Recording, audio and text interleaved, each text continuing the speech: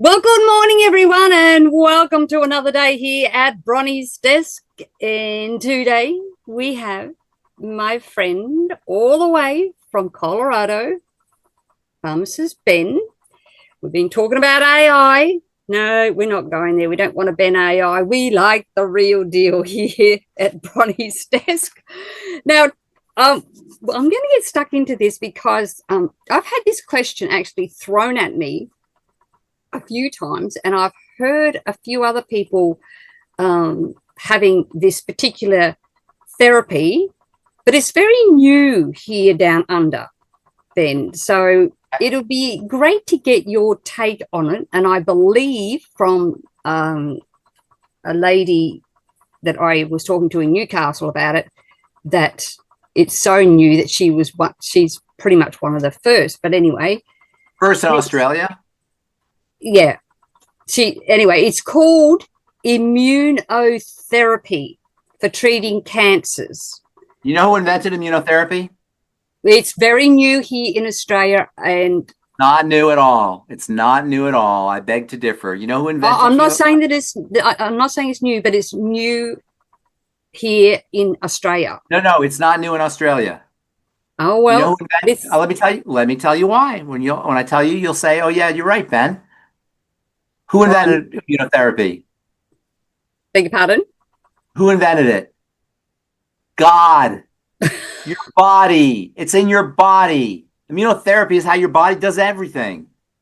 So what they've done is they've taken some of those chemicals, molecules that the immune system uses, and they put it back in. That's how they do it. They take your own immune cells and they put it back in. And they actually multiply them out and they put them back in. The point being, it's a way that you can kill the cancer, but it's not a way that you can cure the disease. This is really important distinction. We focus on killing the thing. We don't focus on the environment that's causing the problem in the first place. Mm-hmm. You follow me? Yes. That's what that's all medicine does. It doesn't focus on what caused the problem. One of the first principles, whenever you're trying to accomplish something, you want to have a first principle, a working theory of the case. A first thing is where you see the problem is not where the problem is, or is not where the problem begins. Okay? You get a macular degeneration, that's not an eye problem. You get salivary stones, that's not a salivary problem. You get psoriasis, that's not a skin problem. Only the medical model, and we who have fallen for it, treat the body that way, which is to say everybody. When we have skin problem, we go to the skin doctor. We go to the brain problem, we go to the brain doctor. Bone problem, bone doctor, like that. We don't see the forest for the trees. Have you ever heard that saying? You don't see the forest for the trees. You can't see it's a forest. We're looking at the trees. And this is why it doesn't work. So immunotherapy it's not better than chemotherapy, and that's why they like it so much. You know, it's still chemotherapy of sorts, but it's not toxic the way chemotherapy is, where it just kills the cancer with a sledgehammer. Yeah. Immunotherapy kills the cancer with a much more subtle scalpel, much more subtle tool, which is the body's own immune system. They use things like natural NK cells. Have you heard of NK cells? Natural killer cells, or T cells. They'll take it out of the blood and they'll select for the T cells that recognize that particular cancer. And then they'll enhance those T cells that target that cancer and put it back in. And they also have vaccines are part of immunotherapy. They have these things called monoclonal antibodies, which are antibodies that are specifically designed to kill certain things. These are all generally called immunotherapy. In fact, the commercial, do you have commercial? You don't have commercials in Australia, actually. Only New Zealand and the United States. You do have commercials for drugs? Some. No. Okay. I thought only New Zealand and the United States, from what I heard, but maybe Australia also. A lot of the new drugs that you see advertised, they're not that new, they're about 30 years old now. They're monoclonal antibodies, where they actually will make an antibody specific for a specific type of inflammatory molecule. So they're very high tech, these immunotherapy, and they're very expensive. And they're very easy to make. They don't cost a lot for them to make, because the profit margin is intense. And they're more elegant than chemotherapy, which is like, monstrous. This is Mm. much more subtle. This is like fine tuning, but still, it doesn't take care of the problem. It kills the cancer. Now, you have cancer, you probably want the cancer killed. I can see that, but they'll tell you the cancer comes back. There's no cure. They'll say there's no cure. It's a 5-year survival rate. Yeah. There's no cure because they're not taking care of the problem. They can give you a break, 5-year break, and 5 years is 5 years. There's nothing wrong with that. But you deserve better. We deserve more, which is Absolutely. taking care of the environment that the cancer occurs in.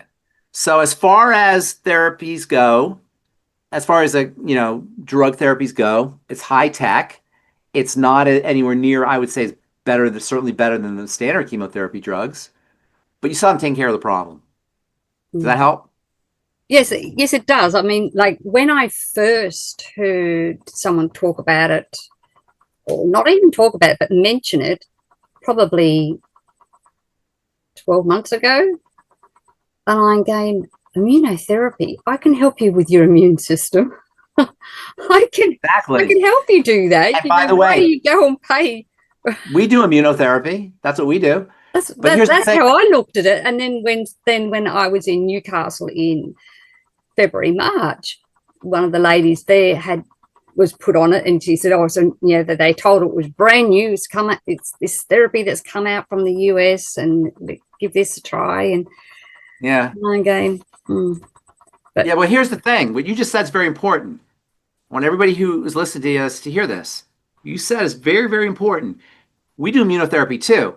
If you use our immunotherapy with the other immunotherapy, you'll get better results.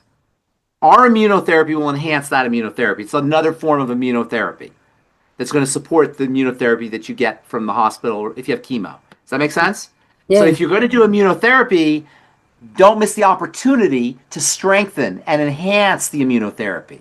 Make it work even better with your Healthy Start Pack, with your Beyond Tangy Tangerine, with your CFX, with your de-stress, with all your nutritional supplements, with your nightly essence. You can support, and this is not just true about immunotherapy. It's true about immunotherapy for sure, but your other drugs too. This is a very important point because people will say, physicians especially, or medical folks will say, we want you off all your supplements because they'll interfere with your drugs. Or sometimes you'll have people ask that question. Oh, are they going to interfere with my drugs? Which personally I find very ironic. Like, yeah. will my nutrition hurt my poison? Will it do I anything to my find that poison? very amusing too, It's because very amusing to hear when people say that, but that's another story. The fact is that your drugs will help your poison work better. I'm sorry, your nutrition will help your poison work better. Your nutrition will mean you'll use less poison. So if you use nutrition, you don't have to take as much poison. In other words, if you take your Beyond Tangy Tangerine or your Healthy Brain and Heart Pack, you'll need less beta blocker. You'll need less calcium channel blocker. You'll need less cardiovascular or antihypertensive medication when you get on good nutrients. And that's true about all medication. You'll mm, need less medication. It'll make your medication work better. And so that to me is the real way you want to, if you're going to take drugs, at least use nutrients. So you don't have to take as many drugs or as much drugs. You don't have to be as medicated. You follow? So will they yes. interfere? Will they interfere, Bronnie? Yes, they'll interfere in a good way, in the best way. They'll interfere. They'll mean that they're more potent. They have more of an effect, and you don't need as much. You won't need to take as many or as high a dose. Yeah. I just find that, hang on, something's going on there. I find that um, whenever I've had people come to me and ask me for things to help them, and you're right. They ask their doctor, oh, will this do? Or they even ask me, will it interfere? And I said, no, it won't. It will help it. It will enhance it. And then they go and ask their doctors, and their doctors say, no, don't take any supplements. That'll. I know, I know. And it Bronnie, just breaks my heart. I know, I've I lost a lot totally of understand. clients Believe me, that I way. know what you're saying. I totally get that. But let me ask you something. What's the definition of insanity? Doing the same thing over and over again, getting different results, right? Correct. Why do we go to doctors? Aside from if you need to be stitched up, why do we go? I don't know. Why do we not trust ourselves or trust, the logic of what we're talking about here. Why do we go to a doctor first, and why do we believe in the doctor second? What is that about? I say it's a hypnotic trance we're all in. We're conditioned to believe that. I once saw this cartoon with two fish talking to each other, and one fish said to the other, "What is this stuff called water I keep hearing about?" And the joke being, the fish is in the water. It doesn't know there's water. So there's a way that we exist that we don't realize that we're doing certain things. So you're sick, you just go to the doctor. You go to the doctor, he just asks you questions and gives you a diagnosis. You get a diagnosis, you get a drug, and you go to the hospital or the pharmacy, you get a drug. Boom, boom, boom. That's how everybody does it. It's like water. Has anybody ever asked why? Has anybody asked why are we still doing this? Somebody like me has to come out and say, hey, the emperor has no clothes. What are we doing here? It doesn't work. What do we need to see? It doesn't work. There's never been a doctor who took care of, reversed somebody, or cured somebody of psoriasis, ever. Because it's not the doctor's fault. It's the way, the paradigm. You know what I mean when I say paradigm, the model? Yeah. It's this thing that we do. We get sick, we have something wrong with us, we go to the doctor, we think it's that thing. Remember, the first principle is it's not that thing, but we think it's that thing because that's what we see. So we go to that thing doctor.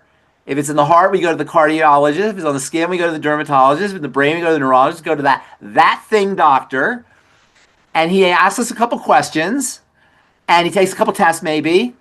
And then he says, you have hidradenitis suppurativa, amyotrophic lateral sclerosis of the 3rd degree. It's like, I don't know if you ever saw The Wizard of Oz. At the end of The Wizard of Oz, Yes.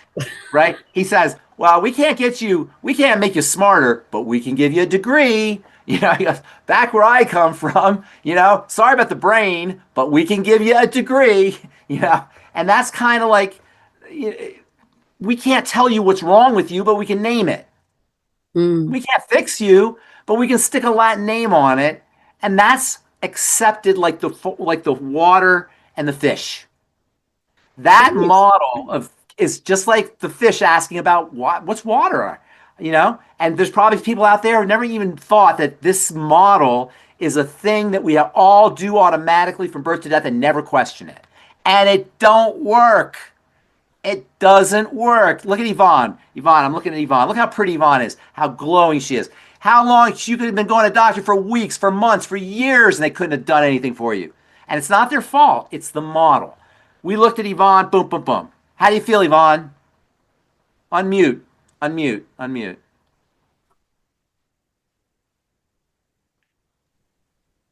Good. How do you feel? Good. Good. Remember her face 2 weeks ago, 3 weeks ago? Oh, it's about a month ago, 6 weeks now. Oh, has it been that long ago? Oh my God. Do you see Yvonne?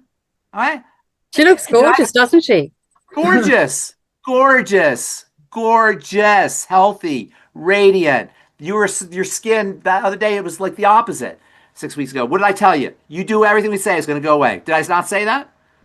Yes. And it's not because of me, and the doctor's not dumb. It's just the way it is. The system is built a certain way. That's all. And that's what we do at Longevity, everybody out there. We help people understand that. Unlike your physician who's saying, we're going to give you immunotherapy. Not there's anything, I'm not knocking what he's doing, but he's telling you what he's going to do for you, how he's going to fix you. We told you what the problem was so you could stop doing it and you'd be better. We don't need to fix you. We don't need to be fixed. We need to be fed. We need to have the basics put in. We don't need fixing. The body's got 2 million years, more than 2 million years. The human body, the homo, this form, 2 million years. It's way smarter than any doctor. Way smarter than anybody, than any of us. All you do is you feed the system, put the good stuff in, keep the bad stuff out, and you're good to go. That's awesome, Yvonne. Awesome, Yvonne. Exactly okay, so right. What else? Can we take some questions? Yeah, well, and I had another friend contact me recently, and she's just been told she had a heart attack. She was about to move house. Anyway, and they've put a stent in, but she's now being told she has myeloma, also known as multiple myeloma. Is it a type of blood cancer? She has multiple myeloma, or say that again? Yeah, multiple myeloma. Okay, multiple myeloma it's basically the same thing. They call it myeloma is really multiple in the sense that it's a cancer of a white blood cell, a certain type of white blood cell. Um, And and they've these told her blood it's incurable. well, because it is incurable from their perspective. Now, cancer is a little different than other health challenges because with cancer, a switch has been turned. With other health challenges, you can just reverse it. Yeah. With cancer, you have to set cancer only happens in an environment that's conducive to cancer. Cancer does not just happen. The environment has to be conducive, particularly the blood environment. Obviously, with myeloma, you have a blood cancer. So, with cancer, it's a little bit trickier, but there are spontaneous remissions that happen all the time. So everybody who has cancer should know that cancers remit all the time. I have a textbook of spontaneous remission cases. We don't even know about a lot of them because they don't go back to the doctor. They just got better. So if you have cancer, number one, know it's an on-off switch, and it only takes place when the environment is cancerous. Have we ever talked about the mechanism? I don't want to repeat if I haven't talked about it, or if I've already talked about it. The mechanism of cancer, have we talked about that? Well, it doesn't help to repeat it because some people don't get it the first time. Okay. So I'll tell you how cancer happens. This is all cancers. There's nothing that causes cancer except for perhaps ionizing radiation, which can change genetics. That, with the exception of that, which happens occasionally, like if a nuclear thing at a nuclear power plant or something like that, or even maybe the sun can sometimes do it. But for the most part, cancer is caused by a cell that is not getting what it needs. And I'll explain what I mean by that in a second. But let me talk about multiple myeloma because that's a specific type of cancer. That's cancer of the immune system, the white blood cells. Mm-hmm. And that implies that there's some kind of chronic immune activation. But we can get to that in a second. What you want to do for any cancer is a couple things. First of all, most importantly probably, is your job if you have cancer, you're taking care of somebody who has cancer. Yeah, is to help that person feel better every day. Yes. Right? Have I talked to you that before? Every day they have to feel better or at least have energy, be strong. Every day. It's a day-by-day thing. Don't let them tell you it's about curing your cancer. It's not about curing your cancer. It's about being strong and vital and healthy and powerful every day. Right? Who cares what your diagnosis is if you feel awesome?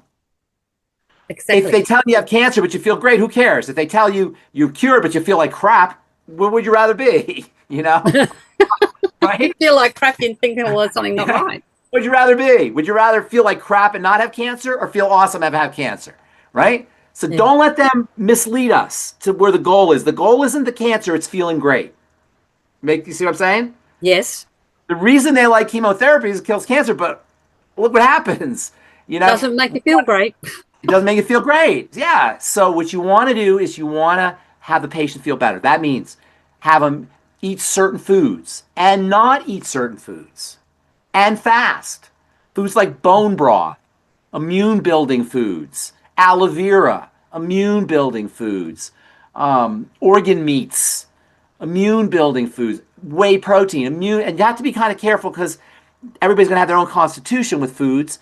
But you want to be building the body, strengthening the body, giving the body power, energy. And then you want to be flooding it with micronutrition, with the small vitamins, minerals, aminos, and fatty acids that we talk about, the Mighty 90. Saturate, flood the body with all that stuff. That's from a nutritional standpoint. From a physiologic standpoint, exercising, moving, getting the body going, moving the lymph, the circulation, everything. You might not feel like exercising. And you don't have to, run a marathon, but something to move. Get dopamine going. Get your all your they call myokines, chemicals that help build muscle and help support strength. Tell the body it's summertime and you're young. Send it biochemical messages. That's what exercise does. Another physiologic strategy is breathing. Make sure you understand breathing. Study breathing. Become a breathing scientist. If you have cancer or you're taking care of somebody, become a breathing scientist. It's the key to everything. It's oxygen. Yes, the nutrients are important, but they don't work without oxygen. The nutrients help your body use oxygen. It's all about oxygen. And the other flip side of the coin is carbon carbon dioxide. So carbon dioxide and oxygen, learn to breathe, activate the diaphragm, deep breathing techniques, activate the parasympathetic nervous system.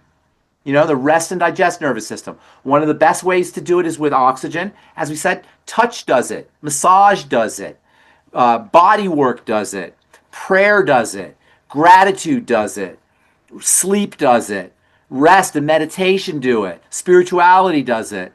Anything you do to activate the parasympathetic nervous system, the rest and digest nervous system. Cancer is a sympathetic driven disease. I'll tell you we'll talk about that in a second here. It's an emergency. Cancer is an emergency to the body. So activating the parasympathetic nervous system, which is where healing occurs, is very important. And then the spiritual, mental, and emotional dimensions are also very important. Visualization can really help. I mean, you see what I'm saying? There's all of these things you could do to deal with cancer. Flooding the body with nutrition is key, for sure. But there's all these other elements, and that's how we want to live anyway. Cancer patients are just extreme examples of all of us. So with cancer, it's an on-off switch. And let me explain what I mean by that. It's kind of fascinating too, actually. There's no such thing as cancer. Okay. There's no such thing as breast cancer. There's no such thing, there's no such thing as prostate cancer. There's no such thing as lung cancer. Cancer is a cellular phenomena. It's not an organ phenomena. So there's lung cell cancer, liver cell cancer, gallbladder cell cancer, skin cell cancer, pancreatic cell cancer, prostate cell cancer, breast cell cancer. You see where I'm going with? It's not an organ. It's a cell. It's a cell that doesn't know what to do. See, you have two kinds of cells.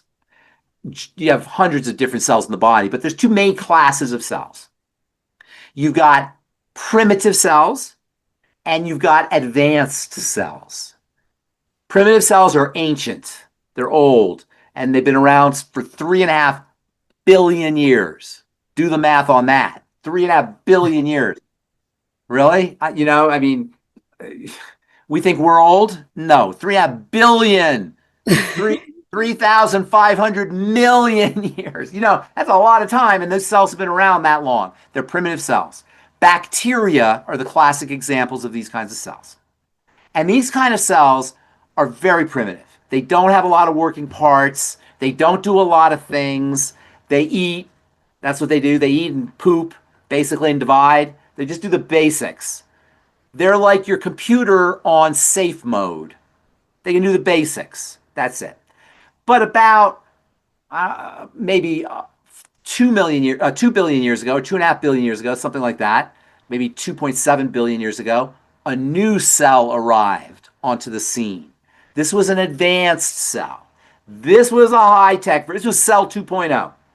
This was a high-tech version. This was a cell that could do something that the other cells couldn't do, and that's use oxygen.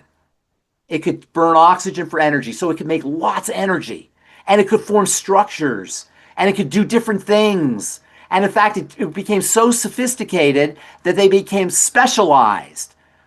And they would become either a liver or a spleen or a pancreas or a lung. They would form organs. These old cells, these bacterial cells, they couldn't form organs. They just formed slimes.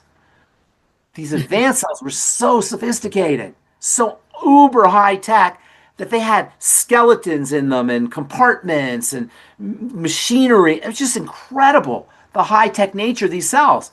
Like science fiction compared to these old cells that could just divide and eat and poop. So these high tech cells, they're very sophisticated, but they're like anything that's sophisticated. They require just the right kind of environment, just the right chemistry, just the right nutrients, just the right everything. Not a lot, though. They require the right kind of nutrition. They require oxygen, because that's really the key. They could use oxygen. The other ones couldn't use oxygen. They require oxygen. They require nutrition and a clean place to do their work. That's it. That's all they need. They need to be fed, they need to be breathed, and they need a clean place to do their work.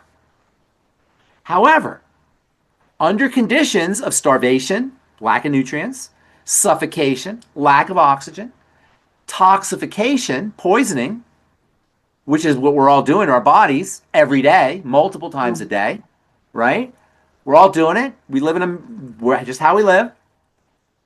Eventually, cells don't, a cell, a pancreatic cell, a prostate cell, a breast cell, whatever, is not going to get the nutrients, the oxygen that it's going to need. It's going to be wallowing in its own acid. It's waste. Waste tend to be acidic. And you know what it'll do? It'll die. That's what's supposed to happen. It'll die. And that happens every day, multiple times a day, with some people more than others. However, every once in a while, very rarely in the scheme of things, considering you have 100 trillion cells, every once in a while, very rarely, a cell won't die. And instead of dying, it will go backwards in time, and it will act like a primitive cell. And become slime. It will become slime. It will not be an organ. You know, it's almost like the cell is like, pretend you're a liver cell, Bronie. You know, me and you are liver cells, and I'm talking to you. I'm a liver cell, and we're neighbors. And I'm saying, Bronie, that guy hasn't been feeding me. He's been drinking all kinds of alcohol and taking all kinds of drugs and poisoning me. He hasn't breathed correctly in decades. I'm sick of it. I've had enough. I am not going to be a liver cell anymore. I'm going out on my own. I'm going to do my own thing. And what we call a cancer cell is really a cell that has no options. It doesn't know what else to do. It's supposed to die. It hasn't died. So it's like, forget it. I'm not taking one for the team. I'm just going to do the basics. You know, I'm going to be homeless. I'm going to be like a homeless person. I'm going to be like, live on the streets. I don't care about the liver. I don't care about this guy anymore. I'm just going to just divide. I'm just going to make babies, and I'm just going to eat and poop. And that's it. That's all I'm going to do. That cell that has gone backwards in time, it needs to keep dividing in order to stay alive. It has to keep dividing. That cell division and that toxic cell or starved cell or suffocated cell is what we call a cancer cell. And it involves a switch that turns it from a primitive cell, from an advanced cell to a primitive cell. It turns it from a eukaryote, eukaryote, to a prokaryote. Pro means primitive, eu means good or advanced. Karyote means cell. Eukaryote to a prokaryote, and it just goes nuts, and it just divides, and it's almost impossible to kill. You got to use big, heavy duty. Why do you think nobody can kill cancer? Because it's hardy. It don't need much. It's bacteria. Think of bacteria. How do you kill a bacteria? It's very hard to kill bacteria. There's more bacteria on planet Earth than there are by orders of magnitude than there are other kinds of cells. So it's very difficult to eradicate, and this is why cancer kills people, and this is why it's so difficult to medically intervene with it, and that's why we spend billions of dollars and we don't have a cure for cancer. But let me tell you something. There ain't no such thing as a cure for cancer. It'll never happen. Doesn't even make sense when you understand what cancer is. There's no such thing as a vaccine for cancer because cancer is a coping mechanism. Do you follow what I'm saying? Yeah. It's a coping mechanism. It's a coping strategy for cells. How are you going to kill? How are you going to have a cure for that? It's not a cure. It's not a disease in the sense that it's the body's trying to deal with something. So what you want to do if you have cancer is you want to eliminate the causes, and this is why, by the way, there's no cause like smoking causes cancer, chemicals. You know how you'll hear every once in a while, this causes. Nothing causes cancer. It's not like that. Do you follow what I'm saying? Yes, smoking's a problem because it's making the cells toxic, and it's robbing the cells of oxygen, and it's depleting nutrients. But it's not the smoke. It's what the smoke is doing to the cells. And that's how you want to look at it. If you say it's the smoke, you're putting the attention in a place where you have no power, no control. It's us. It's our cells. When we use the killing strategy, by the way, you're killing yourself. You're killing your cells. It's you, and that's why chemotherapy is so awful because it's killing you. You're the cancer. We're the cancer. This idea, war on cancer. It's a war on us, know? It's us. Those cancer cells are your cells. It's almost like, how in cultures and societies we put people in jail. when they do crimes. Guess what? We're all the criminals. We're all complicit. We're all contributing. It's all one big happy family here, and you stick people away because you don't want to look at them, but we create the culture that encourages crime. We create the culture that encourages cancer. It's in the body from a body standpoint. See, the way you deal with cancer is you flood the body with nutrition, you flood the body with oxygen, and you eliminate toxicity. And you reduce the work that the body has to do. In other words, if you're eating a lot of food that's hard to process, now the body is diverting its precious resources to digesting the food instead of fighting the cancer, right? And so you approach it from all the different angles. And I'm telling you, if you approach it from all those different angles, most especially helping your patient or yourself feel better every day, making that your goal, you're going to do all right. And very likely, if anybody's going to reverse the cancer, it's going to be you, to the extent that you do it. And I'm not telling you we're curing cancer here, but I'm saying this is the approach that you want to take. You follow what I said? Does all that make sense? So you want to change the environment, and that's the problem with immunotherapy that I see. But you got to do with everything. This is the way you got to do everything. It's not just cancer, but because cancer is like this on-off switch, it's a little bit more representative of this idea that you worry about yourself day to day. You want to always worry about yourself day to day. If you have MS, the same thing. If you have, acne, the same thing. You want to feel better and stronger every single day. You want to be making headway every single day. Yeah, so mental shift as well. Key is mental. Is mental. There's a really cool book called Mindset.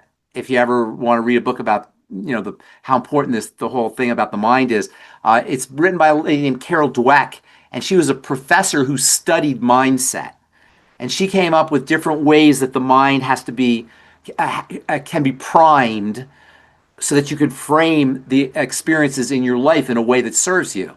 And if you do it correctly, you can get by pretty much anything if you do it correctly. I'm not saying it's easy necessarily. I'm certainly not going to put myself in a position who has cancer, but there's a lot of things you can get through with the right mindset. Mm.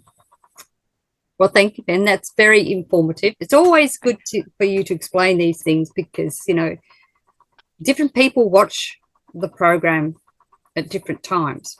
But anyway, good. So we'll move along. I have another question, and this goes back to something that this person has heard you say before. So she wants to know, what does Pharmacist Ben mean by looking at man's hands, the veins or ring finger?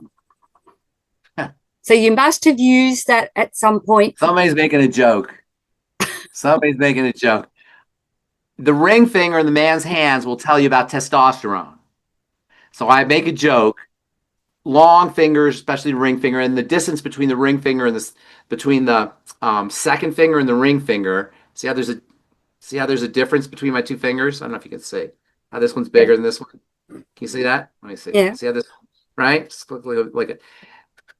That's indicative of testosterone, of male hormone. And that's indicative of whether you're going to have problems with hair loss, problems with your prostate, problems with acne if you're a teenager. Male hormones come with their own associated health issues, like baldness and prostate issues and acne.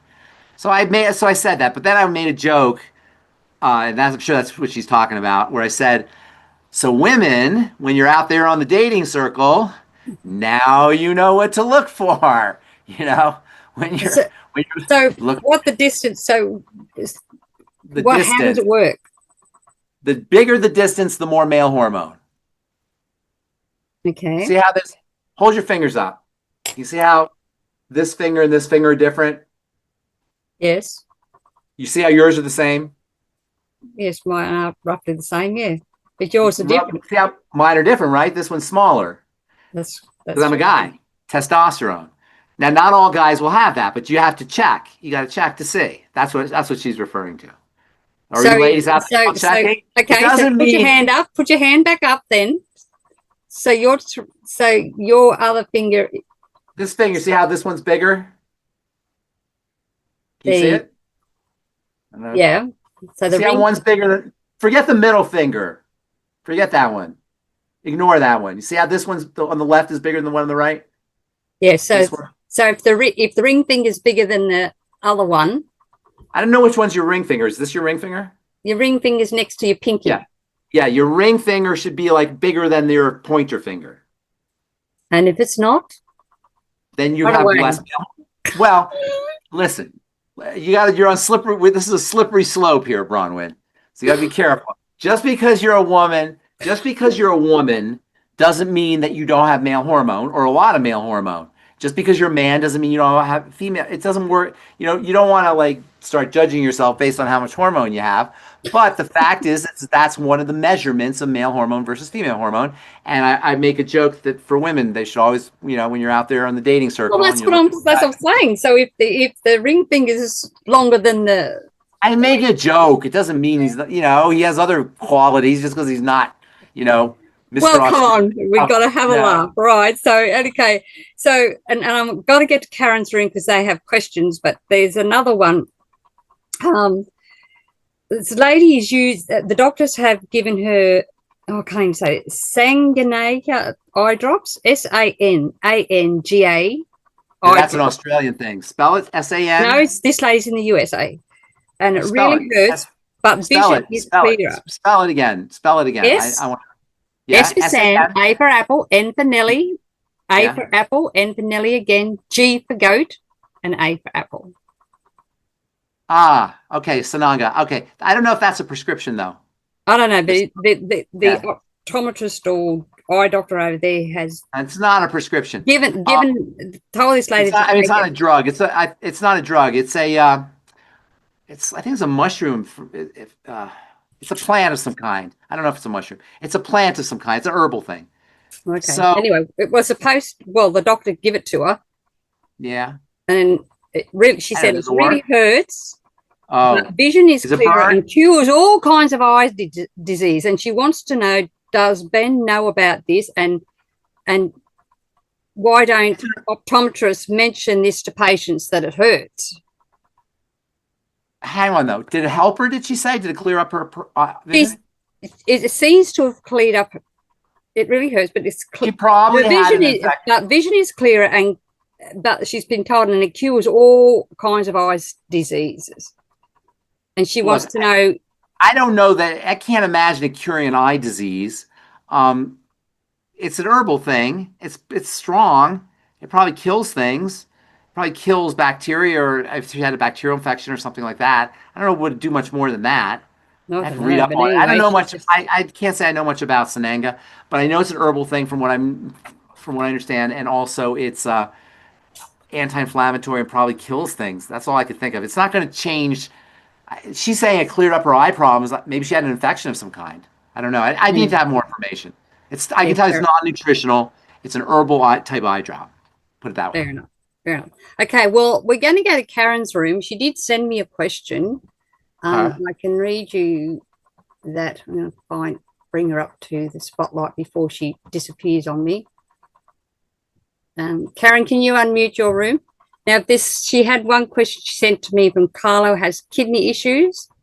Has been on HSP and kidney products. His kidney is at 16 and not going up after everything he has done, even watching what he's eating. Say that, Bronie, there's some noise on the line. I can't really say that again. Okay. I've unmuted Karen's room.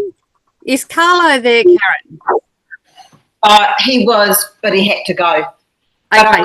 Okay, you read it out then. He's been sorry. Can you see me? He's been trying to get his kidney function up because it's at 16. And I've got somebody else in the room who's got 40% kidney function. He can't get it up. 40% kidney function? He can't get it up, even though he's taken the nutrients. He stopped having gluten and all that.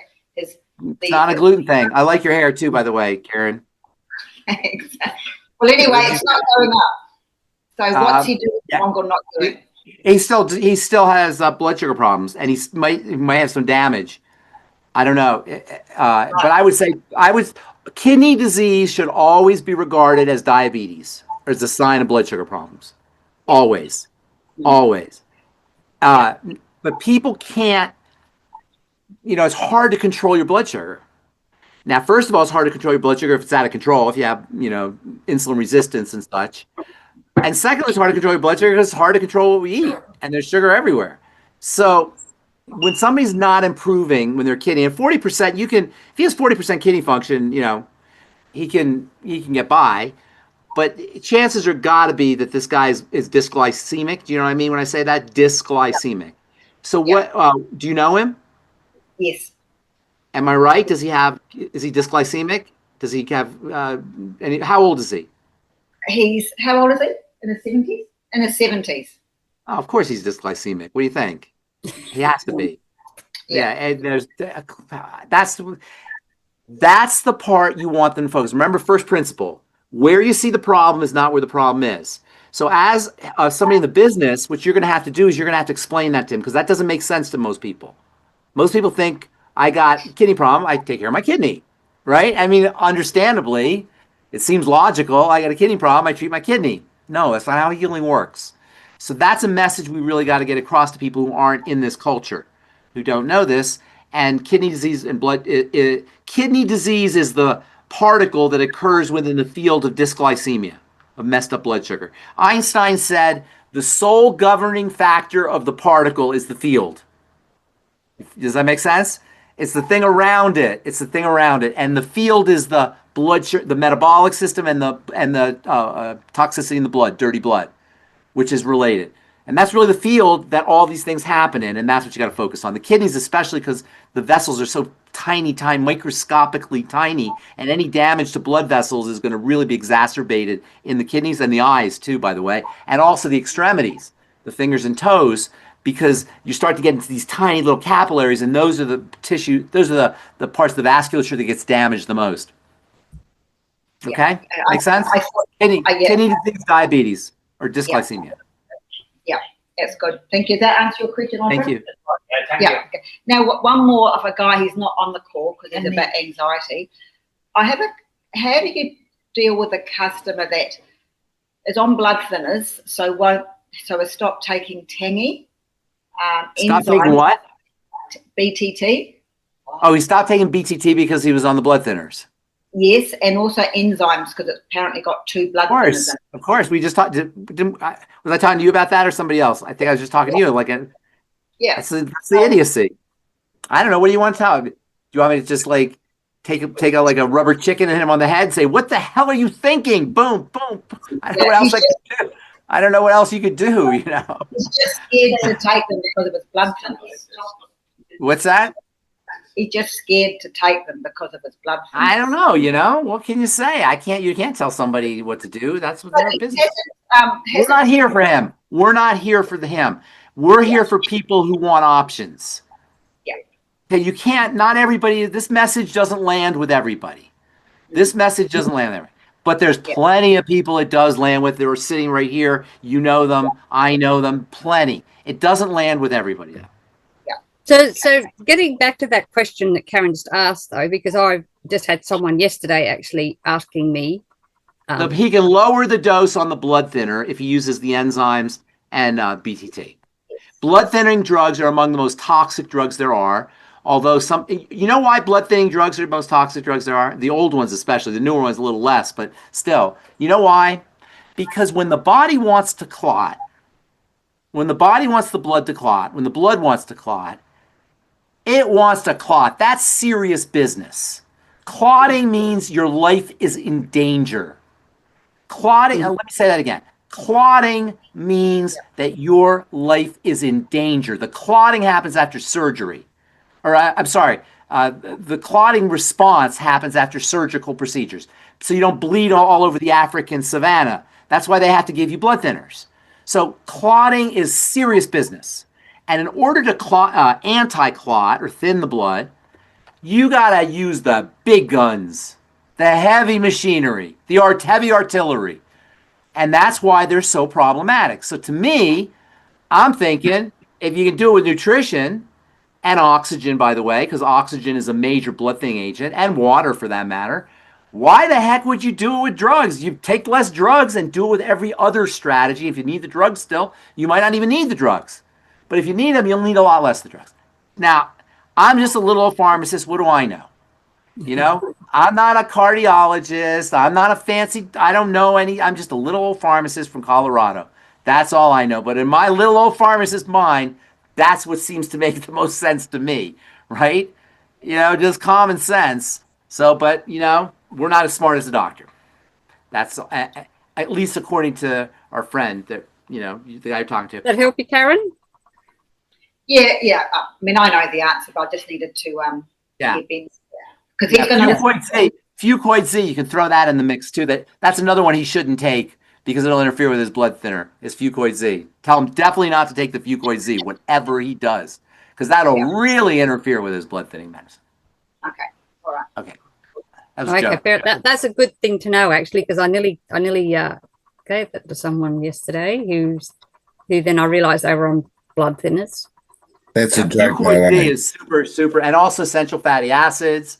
Because what you're talking about is blood clots. One of the reasons blood clots is when there's not nutrition. And you start putting nutrition in the body, it doesn't need to clot anymore. Clotting is a sign that the chemistry's off inside the blood. That's what clotting is. Clotting is dirty blood. You know what I call dirty blood? Doctors call hypercoagulable blood. Dirty blood is hypercoagulable means it clots. Dirty blood is clotted blood. When I'm calling it dirty blood, I like the phrase because it kind of has it's graphic. It kind of tells you what's happening, right? But it's really, if you're a scientist or a doctor, say hypercoagulable blood. It's blood that clots. And that's the whole problem. And that's why blood thinning is so important, but not with drugs, but with Fucoid Z and with essential fatty acids and with oxygen and with water and with glucosamine, glucogel caps. And so if they wanted to get off their blood thinners, Fucoid Z and everything I just said would be no sugar, good. No sugar. Address leaky gut, which is one of the major causes of dirty blood, if not the cause. Don't inject things through your skin just because some knucklehead medical professional tells you to inject it. You know, there's all kinds of things that you can do. So we're going to run out of time here, but I think okay. And Anna has a question in Karen's room. Anna's waiting. Was it Anna or someone else? Yeah. Someone's waiting very patiently, I noticed. Hello, Ben. How you going? Hi there. Hi. Remember I spoke to you a few weeks ago about this thing that I had in my head. It's sort of gone almost now, but it's a growth? It was a growth. No, it was called an occipital nerve inflammation. And okay, got it. It's gone now because I got a tonic and, you know, I did a whole heap of things, but it lasted. Wait. No, don't be glossing over that. I want to know what you did. That's great. You should be telling me everybody what you did. Oh, okay. Well, I took it. I got this herbalist to mix up a nerve tonic. I don't even know what was in it, but he was. I see. Okay. And what else? Is that the only thing you did? Drank lots of water. Tried to go on a sort of a biomat, which good for you. I know. I like the biomat. Okay, that's all very good. Good stuff. Okay, so cool. How can I help you? What's going on? Well, I just wanted to know why did I have that and what was it from? That's a sign that your chemistry was off. Anytime you have inflammation, and you hear the word inflammation a lot, right? I'm sure down under you hear it. We hear it all the time here. You probably hear it over there too, right? Inflammation. Everything is associated with inflammation. Remember earlier I said a first principle in healing is where you see the disease is not where you see the problem is not where the problem is. That's called a first principle. Okay? Another first principle, you can have multiple first principles. Another first principle is all health challenges are inflammatory in nature, with the exception of traumas. And even then, forget it, even then, they're all involved in inflammation. So what is inflammation? Considering that's what everything involves, we should know what inflammation is, shouldn't we? So what is inflammation anyway? What the heck is inflammation? We hear about it all the time. Anna, have you heard that word 1,000 times in your lifetime or in the last, right? What is it? What is inflammation? Anybody know? I mean, we should know because it's the key. Everything is inflammation. It's a protective device. That's exactly what it is. Is that Kevin? Who said that? No, that was Grant. Grant. Brilliant. It's a protective mechanism. It's an airbag. When you go when you drive and you get into an accident, an airbag goes off to protect you. It can also kill you, but it protects you, right? So that's what inflammation is. Inflammation is a protective device. It's the body's way of protecting. Now, here's where it gets tricky. Here's where it gets tricky. You have two scales of inflammation. You have a large scale, macro, and you have a small scale, micro. Okay, makes sense so far? Yep. Macro, micro. Macro inflammation we all know about. You get a black eye, boom, it swells. You get a sprained ankle, swollen. You fall on your, head, you get a big knot on your head, swollen. All of these are macro inflammation. You can see them. But they're the same thing. They're an airbag. They're a cushion. They're protecting the tissue. The four cardinal signs of inflammation, if you go to a medical school, are dolor, calor, rubor, and tumor. Dolor means pain. Rubor means redness. Calor means heat. Calor, what do I say? Tumor, rubor, calor, and dolor. Pain, redness, heat, and swelling. Okay? All of it. The reason it gets tricky is because there's another kind of inflammation that occurs at the tiniest levels that you don't see, that you have right now. And Bronwyn, me, Grant, Yvonne, we all have it going on right now. We don't see it. It's micro. Happens at the level of the cell. When the cell gets broken, boom, you get the same inflammatory factors, but they're small. This happens everywhere in the body. When it happens in the heart, you get heart disease. When it happens in the brain, you get brain disease. Happens in the joints, you get arthritis. Happens in the intestine, you get Crohn's disease or celiac disease or ulcerative colitis. It happens, when it happens, you get sick. But it happens on a threshold, like a trigger point, like a, what's the word I'm looking for? I forgot what the word is, where it just hits a certain point, a threshold, critical mass. It's a critical mass. It hits a certain place, and then it flips over and it changes. And then you say, I was just sitting there watching TV, minding my own business, and I got, this nerve thing, whatever the heck the nerve thing. What did you call it? Tell me what you called it. Occipital? Occipital nerve inflammation. Okay. So occipital means it's the part of the brain where your occipital lobe is. That's where you see out of. It's the nerve, and it was inflamed. If you had it in your toes or your fingers, you call it peripheral neuropathy. Same thing. If you had it in your front prefrontal cortex, you'd call it Alzheimer's disease. If you had it in your substantia nigra, you call it Parkinson's disease. Happens in your heart, you call it cardiovascular disease. Happens in your joint, you see where I'm going with this. It's the same thing. So what causes inflammation? That's the key. What can we do about the inflammation? Inflammation is caused by cells that are dead or damaged. Cells only need food, oxygen, and a clean place to do their work, period. That's all a cell needs, as we said before. So when you have inflammation, you've got cells that are being starved, suffocated, and toxified. Starvation, suffocation, toxification. All you need to know about health. Starvation, suffocation, toxification. Only three things that can go wrong in the body with a cell, and thus with the rest of the body, because it's all about the cells. Starvation, suffocation, toxification lead to inflammation, lead to more starvation. This is where it really becomes problematic, because as you had this airbag, can you picture an airbag, a microscopic airbag, yep. Right? That keeps nutrition from getting in. That keeps oxygen from getting in. That keeps toxins from leaving that general area. And the more of these pockets or general areas you have, the more it gets worse and worse and worse. It tumbles out of control. It's a downward spiral.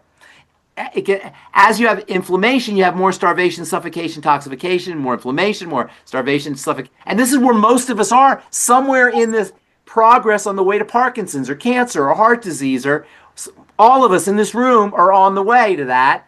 And some of us will be slow enough that we won't get it and we'll die first. Others are going to be at an accelerated pace.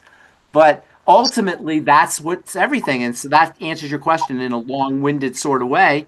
There must have been some nutritional issue that was corrected, oxygenation issue that was corrected, or a detoxification issue that was corrected. Thank you. Thank you. Very good. Now, there was someone else hiding there. Was there Karen? Just Carmen. If you've got time. Yeah. Yeah. Thanks. Okay. Well, Is it Real very quick. quick? I'm very long-winded. It's not your fault. It's my fault. No, that's okay. Thank you, Ben. Actually, I think that you've answered it with the blood. Oh, okay, look at that. Oh, with the blood thinners. Look, I had a cardiac episode in November last year. I was on serious blood thinners. Now I'm off them, but the doctor now says that I have to be on aspirin for the He rest doesn't know about essential. He doesn't know. Yeah, it's not. There's worse things than an aspirin. There's definitely worse things than that. But essential fatty acids, he doesn't know about that. He doesn't know about fucoids. He doesn't know about oxygen. He doesn't know about water. He doesn't know about glucogel caps. He doesn't know about all the different nutrients and health strategies that you can use to support blood thinning, vitamin E. So you can do whatever you want to do. But personally, if it's me, I'd be doing all the nutrients. Okay, what? The EFAs, the BP. Oh, there's a bunch. There's a bunch. First of all, you want the Healthy Start Pack. You want the basics. But then extra vitamin E, glucogel, omega fats, fucoid Z. There's probably a couple more I'm missing, but those are the ones that come to mind. Breathing, oxygen, and drinking lots of water. Fluidizing the blood. And if you have intestinal permeability issues, leaky gut, do you know what that is? Does anybody have, Karen, do you guys know? You can explain it. We get holes in the, it's a very, we don't have time to go through the whole thing now, but you guys can explain the whole leaky gut thing. Toxicity that gets into the blood will clot it. Sugar will clot it. So making sure your blood sugar is stable and you've corrected leaky gut issues, and they can help you with that. You can keep the blood going without aspirin. Definitely. Okay. Definitely. And your doctor doesn't know it, but aspirin's not the end of the world either. I would do everything I could do because it's good to have all the nutrients in your body and do all the good things, and you might not need the aspirin. But if you did the aspirin, there's worse drugs. It's certainly not as bad as the Eliquis and Plavix, and I don't even know the brand names they have now. They used to give you Coumadin, and what Coumadin was used for, right? Mm-mm. No. Rat poison. Oh, no. Yes. Okay. So warfarin, right? Yeah. It still is. Okay. Thank you so much for that. Thank you. All right. Well, thank you very much for that, Karen. Thank you, everybody. Well, we better leave it there because we've been over time. So 7 minutes. So let me close this out here as I ask you all nicely here in Bronie's world to stay safe, stay informed, be empowered, but do not live in fear, my friends. And guys, just remember, start with the basics, and then you can go from there to fix just about anything if you put your heart and soul into it. And Thanks, Ben. Anyway, Thank you, Ben. Much appreciated. Beautiful, brilliant. Thank you, everybody. Thank you. Good to see you. Good to see you. Bye, Kevin, Karen. Bye now. Thank you very much. Bye.